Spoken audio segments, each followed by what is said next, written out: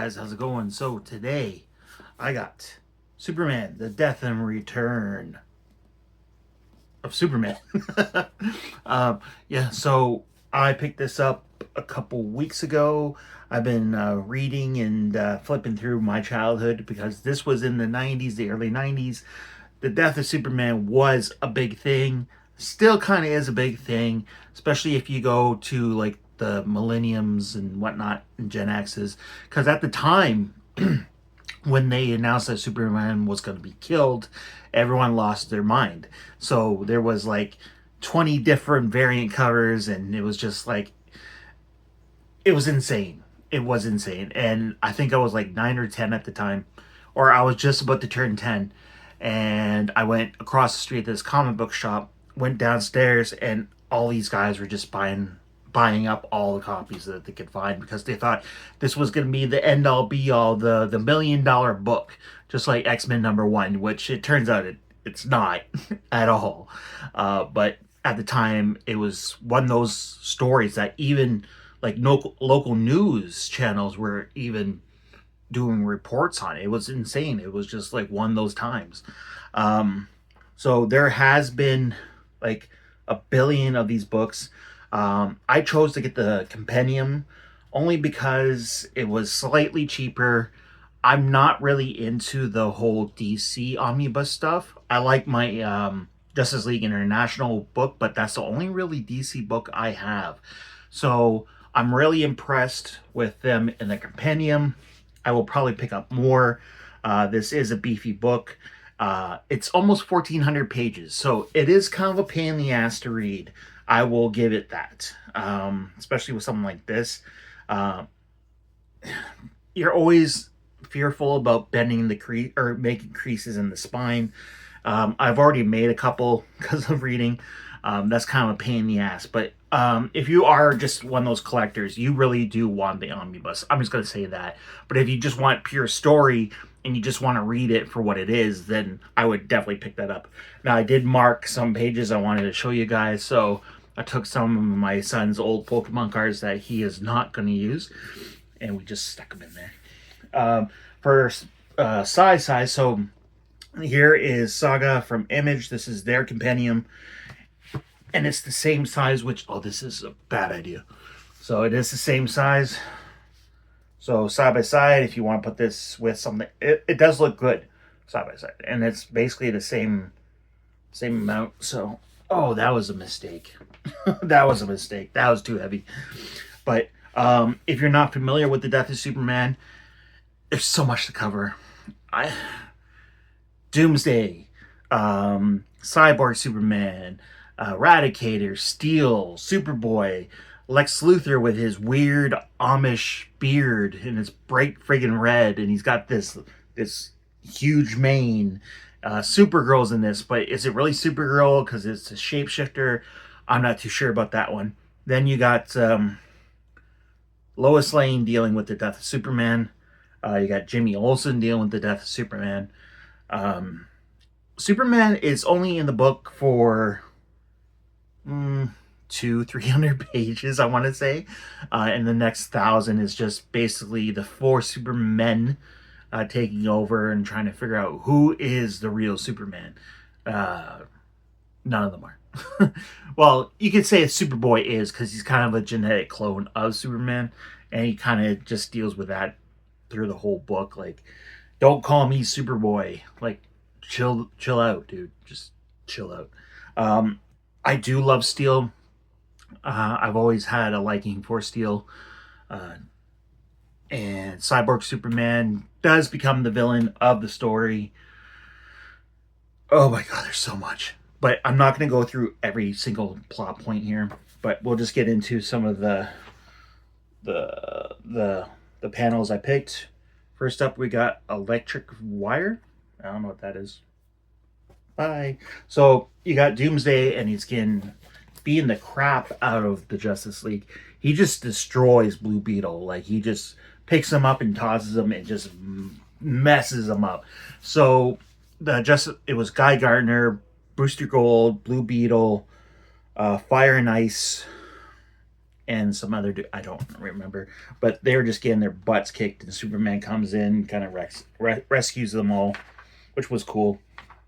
Booster Gold does hold his own, and there's Blue Beetle all banged up. There's Ice there. Where's the other one? Yeah, there they are, just getting wrecked. Just wrecked. Now, I probably will be copyrighted for showing you guys these panels, but I don't care. DC just does not like me. I never get any argument from Marvel with this stuff. It's always DC. Like, Jesus. So this is where Superman and Lois go have her moment, and he just goes to kick Doomsday's ass, and I'm going to have to beat my dog just a second. Fire. Yeah, so that's where he just goes balls out. It's because he knows he has to go 100%, and because if he doesn't, he's not going to make it. What I really love about this, when that issue came out where he is dying, I love how the compendium does this. So that's after they do their big ass strike. Doomsday hits him with everything he has. Superman does the same, and then you got this awesome pullout where he actually falls. I thought that was really cool. I was wondering if they were actually going to do that in the book, have that little fold out, which was pretty cool. And it's kind of funny that with every other Justice League member and whatnot, no one else comes to help, but they all show up for his funeral. And they wear the Superman armband in memorial. Like, you have all these heroes, and you know Superman is getting his ass kicked. You think they would have everybody go. Like, it doesn't make any sense how no one showed up except for these couple of characters. And then they have their get together. You got the Marvel, and they're just trying to do right by Superman at this point. Lois Lane is dealing with her own stuff because at this point Clark Kent is declared missing because no one puts two and two together. So everyone thinks Clark is just underneath all this rubble. Little do they know that, Lois was in love with Clark, and she lost both him and Superman. So she's dealing with that, and only people that she can turn to is Mom and Pa Kent. They have a nice story there. There's Steel there. John Henry Irons, I think that's his full name.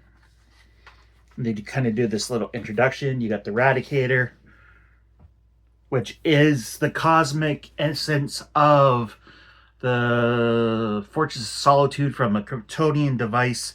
He basically touches Superman in the crypt, and he gets his identity or his likeness and whatnot.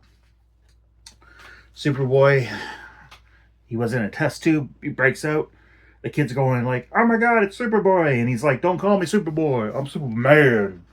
I'm a man." And then you got the villainous cyborg Superman. Well, he's not a villain yet, but he will be. He looks pretty cool. I think of all the four, I think Cyborg Superman is the best of all of them. I really like his design. There he is. They have Doomsday all tied up. He kind of freaks out because at this point he still thinks he's Superman. Still thinks he's Clark. Well, he doesn't know he's Clark, but he still thinks he's Superman. And he takes him up to space, and Doomsday wakes up. But he launches him in space, so it'll be a while before you see Doomsday yet again. And then they all fight each other at some point. Supergirl's in there. Her and Lex Luthor have this weird relationship, and it's pretty odd, but whatever. And then you got this moment where Superman finally comes back. He's wearing the black suit, which is just, it basically soaks up solar radiation, so it kind of powers him up. Now, he wasn't actually dead, and blah, blah, blah, whatever. If you know, you know. But what my favorite part is when Cyborg Superman finally goes villain, and he teams up with Mongol, and they kind of go to Coast City, and Green Lantern's like, "Not in my town." And he does, oh man, he just busts up Mongol. I love that. I love Green Lantern. I love Hal Jordan. That's awesome. I love it. But at the end, Superman and Cyborg Superman go at it, and he like busts his jaw, like he just takes his whole jaw off. I love it. And he becomes Superman once again. He takes the mantle back. If I can. Oh, he finds Lois Lane afterwards, and they do a little horizontal mambo. So, oh, here it is. So he's got a suit back, and he's got the mullet, the famous mullet. You gotta love it.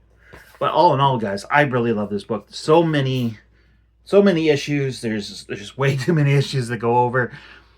A lot of writers, a lot of artists. But all in all, this is a great book.